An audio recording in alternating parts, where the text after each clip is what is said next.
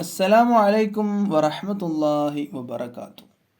വാതിൽ അടക്കുന്നത് സ്വപ്നം കണ്ടാൽ, നമ്മുടെ വീടിൻ്റെ വാതിലുണ്ടല്ലോ, വീടിൻ്റെ എന്നല്ല, എവിടത്തെ വാതിലാണെങ്കിലും ആ വാതിൽ അടക്കുന്നത് സ്വപ്നം കണ്ടാൽ എന്തായിരിക്കും അതിൻ്റെ വ്യാഖ്യാനം? ഒരു ഇമാമ് അവിടുത്തെ ഒരു കിതാബിൽ 131 പേജിൽ പറയുകയാണ്. എന്താണ് പറയുന്നത്?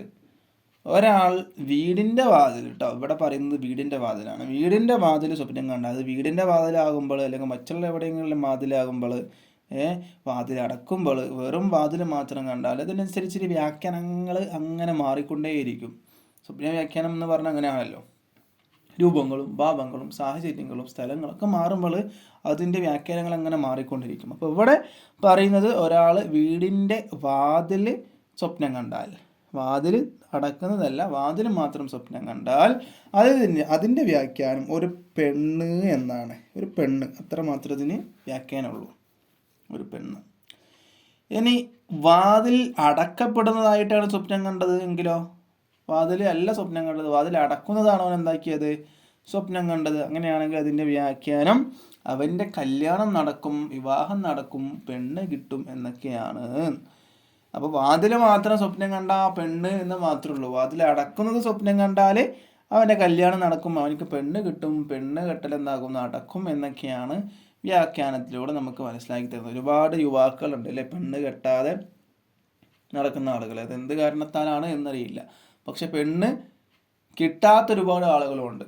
കല്യാണം കഴിക്കാൻ, വിവാഹം കഴിക്കാൻ താല്പര്യമുണ്ട്, പക്ഷെ എന്താകുന്നില്ല, യോജിച്ച പെണ്ണ് കിട്ടുന്നില്ല, അവൻ ഉദ്ദേശിക്കുന്ന പോലത്തെ പെണ്ണ് കിട്ടുന്നില്ല. അങ്ങനെയുള്ള പ്രശ്നങ്ങളിൽ ഒരുപാട് യുവാക്കളൊക്കെ നമ്മുടെ നാടുകളിൽ, നമ്മുടെ വീടുകളൊക്കെ ഉണ്ട്.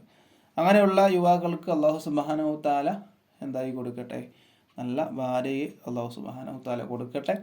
അവരിലൂടെ നല്ല സന്താനങ്ങളെ അല്ലാഹു സുബ്ഹാനഹു തആല നമുക്ക് തരട്ടെ അല്ലേ. ഭാര്യ ശരിയായിട്ടില്ലെങ്കിൽ, അല്ലെങ്കിൽ മാതാവും പിതാവും ശരിയായിട്ടില്ലെങ്കിൽ മക്കളും ശരിയാവില്ല.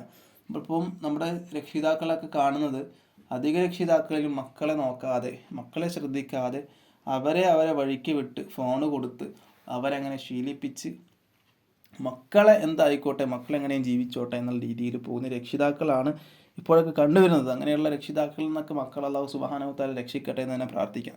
അപ്പോൾ വീഡിയോ ഇഷ്ടപ്പെട്ടാൽ ലൈക്ക് ചെയ്യുക. മനസ്സിലായിട്ടുണ്ടാകുമെന്ന് തോന്നുന്നു. വാതിൽ അടക്കുന്ന സ്വപ്നം കണ്ടാലും വാതിൽ സ്വപ്നം കണ്ടാലും വ്യാഖ്യാനങ്ങൾ വേറെ വേറെയാണ്. അപ്പോൾ അടുത്ത വീഡിയോയുമായി വീണ്ടും കാണാം ഇൻഷാ അല്ലാഹ്. അസ്സലാമു അലൈക്കും വറഹ്മത്തുള്ളാഹി വബറകാതുഹു.